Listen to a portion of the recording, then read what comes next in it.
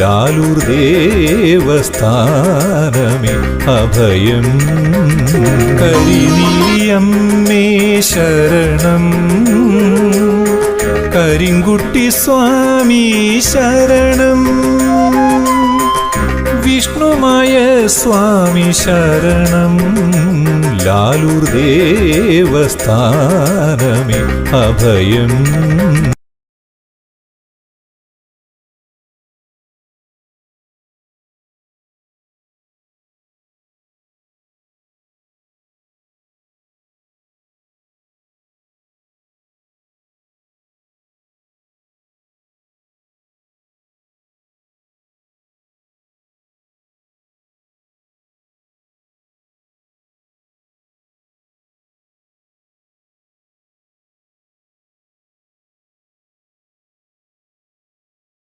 നമസ്കാരം, ലാലൂർ ദേവസ്ഥാനം എന്നാണ്.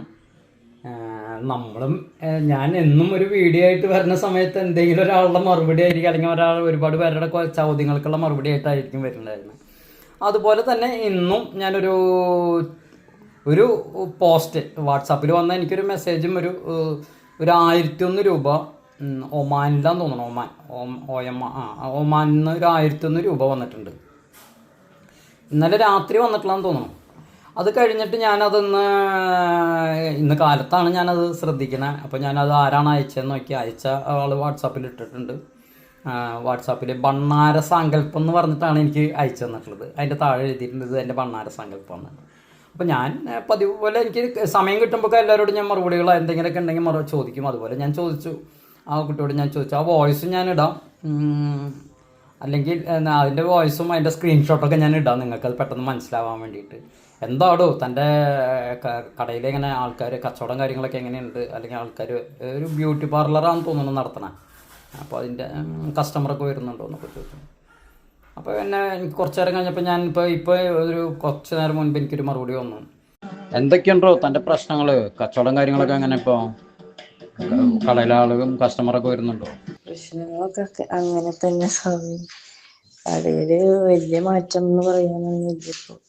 ഇപ്പൊ 10-15 ദിവസമായിട്ട് ഇടയ്ക്ക് ആരെങ്കിലുമൊക്കെ ഒരാൾ വരും, അത്രയേ ഉള്ളൂ. ഒരു ഗുണമില്ല, ഒരു മാറ്റവും ഇല്ല, ഒന്നുമില്ല. അപ്പോൾ എന്നോട് ഇതിന് മുൻപ് ഞാൻ പറഞ്ഞിരുന്നു. അപ്പോൾ ഞാൻ അതിനൊരു കർമ്മത്തിനെ കുറിച്ച് ഞാൻ ആ കുട്ടിയോട് പറഞ്ഞിരുന്നു. അപ്പോൾ വേറെ എവിടേക്കോ കർമ്മങ്ങളൊക്കെ ചെയ്തിട്ടുള്ളൂ. അപ്പോൾ നമ്മൾ ലാലൂർ ദേവസ്വം എന്ന് പറയുന്നത് ഒരു പ്രത്യേക രീതിയാണ്. മറ്റുള്ള സ്ഥലങ്ങളുടെ പോലെയുള്ള ഒരു രീതിയല്ല ഇവിടെ. കർമ്മങ്ങൾക്കായാലും ഇവിടുത്തെ ദേവതകളായാലും ആരായാലും എല്ലാം ഇതിനേക്കാളും വ്യത്യസ്തമായിട്ടുള്ളൊരു ശൈലിയാണ് ലാലൂർ ദേവസ്ഥാനത്ത് അവലംബിച്ച് പോരുന്നത്. അപ്പോൾ അതിൻ്റെ രീതി പ്രകാരം എന്താണെന്ന് വെച്ച് കഴിഞ്ഞിട്ടുണ്ടെങ്കിൽ ഈ ഭണ്ണാര സങ്കല്പം അത് ഞാൻ മറ്റുള്ള ക്ഷേത്രങ്ങളിൽ നിന്നും അതിനെ ഞാൻ താരതമ്യപ്പെടുത്താനോ അതിന് പറയാനോ ഞാനൊന്നും വരുന്നില്ല. പലരും പറയണേക്കാം എന്ത് പറഞ്ഞാലും ഒരു ഭണ്ണാരം കൊടുത്തയക്കും, അല്ലെങ്കിൽ അവരെ കൊണ്ട് തന്നെ ഒരു ഭണ്ണാരം ചെയ്ത് അവരോട് ദിവസം കുളിച്ച് കഴിഞ്ഞിട്ടൊരു ഭണ്ണാരത്തിൽ 1 രൂപ നാണയം ഇടാമെന്ന് പറയും. ആ ഒരു രീതി ഇവിടെ ഇല്ല. മനസ്സിലായ? അതായത് നിങ്ങൾക്ക് എന്തെങ്കിലും കാര്യങ്ങൾ നടന്നാലാണ് ഭണ്ണാര സങ്കല്പം. ഞാൻ ചോദിച്ചതിൻ്റെ ചോദ്യം എന്താ വെച്ചാൽ നിങ്ങൾക്ക് ഗുണമുണ്ടോ? ഈ ഗുണമൊന്നും ഇല്ലാത്ത ഒരാൾ എന്തിനാണ് ഈ പൈസ ഇങ്ങോട്ട് അയക്കുന്നത്? അവർക്കൊരു ഗുണം ഉണ്ടായിട്ടില്ല. അപ്പോൾ അതുകൊണ്ട് എന്താണ് മെച്ചം? എൻ്റെ ലാലൂർ ദേവസ്ഥാനത്ത് മൂർത്തികളുടെ പേരും പ്രശസ്തിയൊക്കെ നഷ്ടപ്പെടില്ലേ? അതായത് ഞാൻ അങ്ങനെ അയച്ചുകൊണ്ടിരിക്കേണ്ട എനിക്കൊരു ഗുണമില്ല എന്നുള്ള ചിന്ത അവരുടെ ഉള്ളിൽ കയറില്ലേ? അപ്പോൾ അതിന് ഞാൻ പറയുന്നൊരു കാര്യമാണ്, ഇവിടെ അങ്ങനത്തെ ഒരു രീതി ഇല്ല. ഭണ്ണാര സങ്കല്പം ഇല്ല ഇവിടെ ഒരു നാണയത്തിൻ്റെ ഒരു നാണയ സങ്കല്പമുണ്ട്. ആ നാണയ സങ്കല്പം എന്ന് പറയുന്നത് എങ്ങനെയാണ്? അത് ഞാൻ പ്രത്യേകം അത് പലരും തെറ്റിദ്ധരിച്ചിട്ട് ദിവസവും ഒരു നാണയം ഒഴിഞ്ഞു വയ്ക്കുന്ന ആൾക്കാരുണ്ട്. അത് അറിയാണ്ടാണ്. അതായത് പറയുന്ന വീഡിയോകളൊന്നുമില്ല കാണണം. പലരും അത് കാണാൻ ശ്രമിക്കാറില്ല, മുഴുവൻ കാണില്ല, അല്ലെങ്കിൽ പകുതിയിൽ എവിടെയെങ്കിലും കാണും. ഇതൊക്കെ ആയിരിക്കും. ഞാനാണെങ്കിൽ ഒരു കാര്യം പറയുമ്പോൾ വേറെ 100 കാര്യങ്ങൾ പറഞ്ഞു പോകുന്ന ഒരു രീതി ആയതുകൊണ്ട് മുഴുവൻ കണ്ടാലൊക്കെയാണ് മനസ്സിലാവുള്ളൂ. മുഴുവൻ കണ്ടാൽ ഞാൻ പറയാൻ അവർ യൂട്യൂബിൽ ഇനി ഞാൻ കോടികൾ ഉണ്ടാക്കാനാണെന്ന് വിചാരിക്കും. അപ്പോൾ അതുകൊണ്ട് അതും ഞാൻ പറച്ചിലൊക്കെ നിർത്തി. കേൾക്കുന്നവർ കേൾക്കുക, കാണുന്നവർ കാണുക. ഞാൻ ആദ്യം പറയാറുണ്ട്, ഞാൻ ഉപദേശിച്ചവരൊന്നും ആരും ഇന്നവരെ രക്ഷപ്പെട്ടിട്ടില്ല എന്ന്. അതായത് എൻ്റെ ഉപദേശം ആർക്കും കേൾക്കാൻ താല്പര്യമില്ല എന്ന് പറഞ്ഞാൽ എൻ്റെ രീതികൾ വ്യത്യാസമായതുകൊണ്ട് പലർക്കും അത് ഒരു എന്താ പറയുക, ഇറിറ്റേഷനൊക്കെ ഉണ്ടാക്കുന്നതായിരിക്കാം എൻ്റെ ഉപദേശം. പല അതും ചിലപ്പോൾ ജീവിതത്തിൻ്റെ ശൈലിയായിരിക്കാം.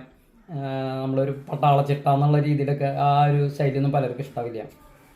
അതുകൊണ്ടായിരിക്കാം ഇപ്പോഴും ഞാൻ വഴി മാറി. അപ്പം ഞാൻ പറഞ്ഞു വന്നത്, നാണയ സങ്കല്പം എന്ന് പറയുന്നത് നിങ്ങളൊരു നാണയം എടുത്തു.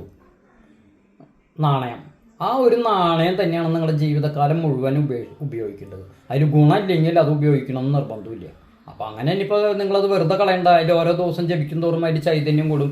അതുകൊണ്ട് നിങ്ങൾ വെറുതെ പുറത്തൊന്നും റോട്ടിലൊന്നും കളയാതെ ഏതെങ്കിലും നിങ്ങൾക്ക് പറ്റിയില്ലേ, നിങ്ങൾക്ക് കാര്യങ്ങൾ നടന്നില്ലേ, നിങ്ങൾ എന്ത് ചെയ്യുക, ഏതെങ്കിലും ഒരു ശിവക്ഷേത്രത്തിലല്ല, ശിവക്ഷേത്രമാകുമ്പോൾ അച്ഛനായി, അതുകൊണ്ടാണ് ശിവക്ഷേത്രം എന്ന് പറയുന്നത്, ഏതെങ്കിലും ഒരു ക്ഷേത്രത്തിൽ കൊണ്ട് ഭണ്ണാരത്തിൽ ഇടേ അവിടെ എവിടെയെങ്കിലും സമർപ്പിക്കുകയും ചെയ്യാം.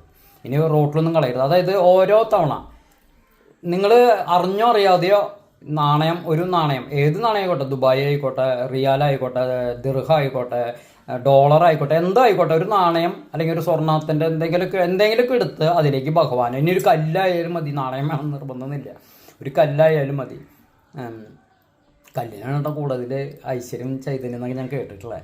അപ്പോൾ അല്ല, എന്തെങ്കിലും ഒരു സാധനം എടുത്ത് നിത്യം നിങ്ങൾ അതിലേക്ക് ജപം, ലാലുരിത, നിങ്ങൾ ഇഷ്ടപ്പെടുന്ന, നിങ്ങൾ വിശ്വസിക്കുന്ന ദൈവത്തിനെ വിളിക്കുകയാണെങ്കിൽ അതിലേക്ക് ആ ചൈതന്യം വർദ്ധിച്ചുകൊണ്ടിരിക്കും. അത് നിങ്ങൾ അറിയോ അറിയില്ല എന്നുള്ളത് എനിക്കറിയില്ല, ചിലർക്ക് അറിയണമെന്നില്ല. അപ്പം അവരെ വിചാരിച്ചത് എന്തോ 4, 10, 21 ദിവസം ജപിച്ചു ഒന്നും നടന്നില്ല, അത് ഒരാളെയാണ്. അങ്ങനത്തെ ചിന്താഗതികളുള്ളവരൊക്കെ ഉണ്ടാവും. അപ്പം ഞാൻ പറഞ്ഞു വന്നത്, ആ നാണയ സങ്കല്പം ഉണ്ട്, ആ നാണയ സങ്കല്പത്തിന് തെറ്റിദ്ധരിക്കണ്ട. അത് ദിവസം ഒരെണ്ണം എടുത്തിട്ട് ഒഴിഞ്ഞ് നിങ്ങൾ പ്രാർത്ഥിച്ച് കഴിഞ്ഞിട്ട് ഭണ്ണാരത്തിൽ ഇട്ട് വെച്ചിട്ട് അത് ഇങ്ങോട്ട് സമർപ്പിക്കാനെന്നല്ല.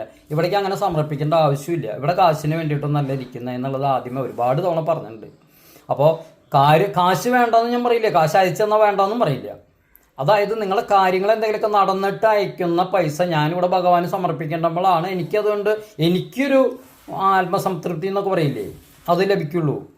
അതായത് കാര്യം നടക്കണില്ല, നടക്കാത്ത ഒരാൾക്ക് ഇങ്ങനെ കാശ് അയച്ചുകൊണ്ടിരിക്കുമ്പോൾ നിങ്ങൾക്കായാലും ആർക്കായാലും മടുപ്പ് അല്ലെങ്കിൽ ഒരു ഇത് തോന്നും. അതെൻ്റെ ഭഗവാന് ഞാൻ അത് വാങ്ങി സ്വീകരിക്കുന്നു. അതുകൊണ്ടാണ് ഞാൻ നിങ്ങളോട് ചോദിക്കുന്നത്, ഈ കാശ് കൊണ്ട് എന്തിനാണ്. ആരെങ്കിലും ഇന്നലെ ഒരാൾ 1001 രൂപ ഇട്ടിട്ടുണ്ട്, ഇന്നലെ മിഞ്ഞാന്നിട്ടുണ്ട്, ഇതുവരെയായിട്ട് ആരാണെന്ന് പറഞ്ഞിട്ടില്ല. ഞാനത് വാട്സാപ്പ് സ്റ്റാറ്റസിൽ ചോദിക്കുകയും ചെയ്തു, ആരാണ് ഒരു പൈസ വന്നിട്ടുണ്ട്, എന്തിനാണ്, മുട്ടിറക്കാനാണോ, ഇനി എന്താണ് നിങ്ങൾ ഉദ്ദേശിക്കണമെന്ന് വെച്ചാൽ പറഞ്ഞിട്ട് ആൾ മറുപടി തന്നിട്ടില്ല. ആരാണെന്ന് ഇട്ടിട്ട് അറിയാനും പറ്റിയിട്ടില്ല. അപ്പം അങ്ങനെയുണ്ട്. അപ്പം ഞാൻ ചോദിക്കുന്നത് എന്തിനാന്ന് വെച്ച് കഴിഞ്ഞിട്ടുണ്ടെങ്കിൽ, നമ്മൾക്ക് 1 രൂപ വാങ്ങിക്കുന്നുണ്ടെങ്കിൽ, സ്വാമിയുടെ പേരിൽ ഞാൻ 1 രൂപ വാങ്ങിക്കുന്നുണ്ടെങ്കിൽ അതുകൊണ്ട് നിങ്ങൾക്ക് ഗുണം ഉണ്ടായിരിക്കണം. കർമ്മങ്ങൾ ചെയ്യാൻ പറയാൻ ഞാൻ കൃത്യമായിട്ട് കർമ്മങ്ങൾ നടന്നു കഴിഞ്ഞാൽ നിങ്ങൾ എന്തെങ്കിലും തന്നാൽ വാങ്ങിക്കുന്നല്ലാണ്ട്, നടക്കുന്നതിനേക്കാളും മുൻപ് കർമ്മങ്ങൾക്ക്, ഇപ്പോൾ വൈശ്യകർമ്മമൊക്കെ ചെയ്യുന്നുണ്ട്, മഹാഗണപതി ഹോമം ചെയ്യുന്നുണ്ട്, അതിനൊക്കെ നിങ്ങൾ പൈസ തന്നു കഴിഞ്ഞിട്ടുണ്ടെങ്കിൽ അത് ആ കൃത്യമായിട്ട് അത് എത്ര രൂപയാണോ ആ രൂപയ്ക്കുള്ള സാധനങ്ങളുടെ പൈസയാണ് മാത്രമാണ് ഞാൻ വാങ്ങിക്കുക.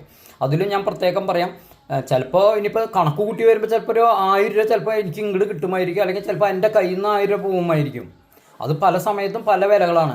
അതായത് കരിക്കിനൊക്കെ ഞാൻ പറഞ്ഞില്ലേ, ചില സമയത്ത് 60 രൂപയാണ്, ഒന്നും ഇണ്ടാൻ പറ്റില്ല. നമ്മൾ സ്ഥിരമായിട്ട് വാങ്ങിക്കുന്നതിൻ്റെ പേരിൽ നമ്മളോട് വാങ്ങിക്കാറില്ല. ഞാൻ പറയണ കേൾക്കാം അവിടെ നിന്ന് ഇത്. അതായത് ഇന്നലെ വെള്ളിയാഴ്ച കലശാണ്, നമ്മൾ സ്ഥിരമായിട്ട് വാങ്ങിക്കുന്നതാണ്. അവിടെ ഞാൻ പോയിട്ട് 5 കരിക്കാണ് നിത്യപൂജയ്ക്ക് അല്ല വെള്ളിയാഴ്ച ചൊവ്വാഴ്ച കലശത്തിന് വേണ്ടത് 5. അപ്പം ഞാൻ എൻ്റെ നിന്ന് 220 രൂപയും 30 രൂപയാണ് എടുക്കാറ്. ഞാനത് ഗൂഗിൾ പേ ചെയ്ത് കൊടുക്കുക അല്ലെങ്കിൽ ട്രാൻസ്ഫർ ചെയ്ത് കൊടുക്കാറ് പതിവ്. ഇന്നലെ എൻ്റെ നിന്ന് 240 രൂപ എടുത്തു. അപ്പോൾ 10 രൂപ അവിടെ കൂടിയിട്ടുണ്ട്. അപ്പോൾ 10 രൂപ കൂടിയെന്നല്ല, ഞാനത് പ്രതീക്ഷിക്കാണ്ട് 220 രൂപയും കൊണ്ടു പോകണമെങ്കിൽ ഞാൻ നാണക്കേടായാനെ അത് കൊടുക്കുമ്പോൾ. അല്ല 240. അപ്പം നമ്മൾ ആ കാശ് കൊടുക്കാറ് അല്ല, അങ്ങനെ 10 രൂപ വർദ്ധിച്ചു. അപ്പോൾ പലപ്പോഴും അങ്ങനെയുള്ള പല വർധനകളും ഉണ്ടാവും. അതിൻ്റെ പേരിൽ ചിലപ്പോൾ നിങ്ങൾ അയക്കുന്ന പൈസയിൽ ചിലപ്പോൾ കുറച്ച് കൂടാം, ചിലപ്പോൾ കുറയാം. അങ്ങനെയൊക്കെ കിട്ടണമെന്നാക്കിയാൽ അത് ഇവിടുത്തെ മറ്റുള്ള കാര്യങ്ങൾക്കായിട്ട് ഉപയോഗിക്കുന്ന, നെയ്യ് വാങ്ങിക്കുന്ന, എണ്ണ വാങ്ങിക്കുന്ന, മറ്റുള്ള കാര്യങ്ങളൊക്കെ ഉപയോഗിക്കുന്നതല്ലാണ്ട് അങ്ങനെയുള്ള ഇവിടുത്തെ കാര്യങ്ങൾ നടന്നു പോകുന്നതല്ലാണ്ട് വേറെ കൂടുതൽ പൈസകളും ഞാൻ വാങ്ങിക്കാറില്ല. കാര്യം നടന്നു കഴിഞ്ഞാൽ ഞാൻ എന്ത് ചെയ്യും, അവിടെ എന്നാലാണ് എനിക്ക് അങ്ങനെ കാര്യം നടന്നിട്ടുള്ളവരുടെ അങ്ങനെ കിട്ടായികയൊന്നുമില്ല. അവർ തരാറൊക്കെ ഉണ്ട്. ചിലവരൊക്കെ വളരെ വലിയ എമൗണ്ടൊക്കെ അയച്ചു തന്നിട്ടുള്ള ചരിത്രങ്ങളുണ്ട്. അതൊക്കെ നിങ്ങളും കണ്ടിട്ടുണ്ട്, യൂട്യൂബിൽ കണ്ടിട്ടുണ്ട്, കെട്ടുകണക്കിന് കാശ് കൊണ്ട് വയ്ക്കുന്ന കാര്യം നടന്നവരൊക്കെ. അപ്പോൾ അതൊക്കെ വേറെ കാര്യമാണ്. കാര്യം നടക്കാത്തവരിൽ നിന്ന് പൈസ വാങ്ങിക്കുന്ന ഒരു രീതിയിൽ ആലൂർ ദേവസ്ഥാനമില്ല. അപ്പോൾ ഭണ്ണാര സങ്കല്പം മറ്റുള്ള ക്ഷേത്രങ്ങൾക്ക് ഭണ്ണാര സങ്കല്പം ഉണ്ടെങ്കിൽ അത് അവിടെ കൊടുത്തോളൂ. ഇവിടെ ലാലൂർ ദേവസ്ഥാനത്ത് ഭണ്ണാര സങ്കല്പം എന്ന് പറയുന്ന ഒരു സംഭവം ഇല്ല. നിങ്ങൾ ഭണ്ണാരത്തിൽ ഇട്ട് വയ്ക്കുക, അതിൽ നിന്ന് അയക്കണം എന്നും നിർബന്ധങ്ങളൊന്നുമില്ല. കാര്യം നടക്കുന്നുണ്ട്, നിങ്ങൾ എന്നും പ്രാർത്ഥിക്കേണ്ട, അതിനുള്ള ഗുണങ്ങൾ ഉണ്ടാവുകയാണെങ്കിൽ കിട്ടുന്നതിൽ ഒരു ഓഹരി മാറ്റി വെച്ചോളൂ. അത് അതിൻ്റെ ആവശ്യമില്ല. നിങ്ങൾക്കിപ്പോൾ നിരന്തരം ഒരാളുണ്ട്, ഒരു ലോട്ടറി എടുക്കുന്ന ഒരാളാണെന്ന് തോന്നണു, അത് ലോട്ടറി കച്ചവടക്കാരനാണെന്നറിയില്ല. ആള് മിക്കതും ചില സമയത്ത് 501 അയക്കാം, ചില സമയത്ത് 1000 അയക്കണേക്കാം, ചില സമയത്ത് 3000, അങ്ങനെ പല എമൗണ്ടുകൾ അയക്കാം. അതായത് അവിടെ ആൾക്ക് വിറ്റ് പോണതിൻ്റെ ആണോ അതോ കിട്ടണതിൻ്റെ ആണോ ഒരു ഓഹരി, അത് അപ്പം ഈ ഗൂഗിൾ പേ ചെയ്യും. അതും ഭണ്ണാരായിട്ട് ഇട്ട് വയ്ക്കലൊന്നുമില്ല. ഇവിടെ അങ്ങനെ ഭണ്ണാര സങ്കല്പം ഇല്ല. നിങ്ങൾക്ക് 100 രൂപ അല്ലെങ്കിൽ 100 രൂപ അത് കിട്ടണതിൽ നിന്ന് ഒരു ഓഹരി കൊടുക്കാന്നല്ലാണ്ട് ഭണ്ണാരത്തിൽ ദിവസം കാര്യം നടക്കാൻ വേണ്ടി ഭണ്ണാരത്തിൽ ഇട്ട് വയ്ക്കുന്ന സിസ്റ്റം ഇല്ല എന്നാണ് ഞാൻ ഈ ഒരു വീഡിയോ കൊണ്ട് പറയാനായിട്ട് ഉദ്ദേശിക്കുന്നത്. അപ്പോൾ കാര്യങ്ങൾ മനസ്സിലാക്കി മുന്നോട്ട് പോവുക. ഗുണം സ്വാമിയായിട്ട് ഇവിടുത്തെ ലാലൂർ ദേവസ്ഥാന മൂർത്തികളായിട്ട് ഗുണം ഉണ്ടാവുകയാണെങ്കിൽ അതിന് നിങ്ങൾ നിർബന്ധമായിട്ട് കൊടുത്തിരിക്കണം. അല്ലാത്ത കാര്യങ്ങൾക്ക് നിങ്ങൾ എടുത്തു വയ്ക്കേണ്ടതായിട്ട് നിർബന്ധമില്ല. അപ്പോൾ കാര്യങ്ങൾ നടന്നില്ലെങ്കിൽ അത് എനിക്കൊരു മനോവിഷമാണ്. നിങ്ങൾ അയച്ചത് തിരിച്ചയക്കാനും പറ്റില്ല. ഇത് അമ്പലത്തിൻ്റെ അക്കൗണ്ടാണ്. അങ്ങനെയൊക്കെയുള്ള കുറേ കാര്യങ്ങളുണ്ട്. അതുപോലെ തന്നെ അത് പിന്നൊരു വീഡിയോയിൽ പറയാം. ഇപ്പം തന്നെ ഒരുപാട് സമയമായി. ഓക്കെ, കാര്യങ്ങൾ മനസ്സിലാക്കി ഭഗവാനെ പ്രാർത്ഥിക്കേണ്ട രീതിയിൽ കാര്യങ്ങൾ നടത്തുക. എല്ലാവർക്കും ലാലൂർ ദേവസ്ഥാന മൂർത്തികളുടെ അനുഗ്രഹം ഉണ്ടാവട്ടെ. സന്തോഷം. ലാലൂർ ദേവസ്ഥാനമേ അഭയം, കരിനീലിയമ്മേ ശരണം, കരിങ്കുട്ടി സ്വാമി ശരണം, വിഷ്ണുമായ സ്വാമി ശരണം, ലാലൂർ ദേവസ്ഥാനമേ അഭയം.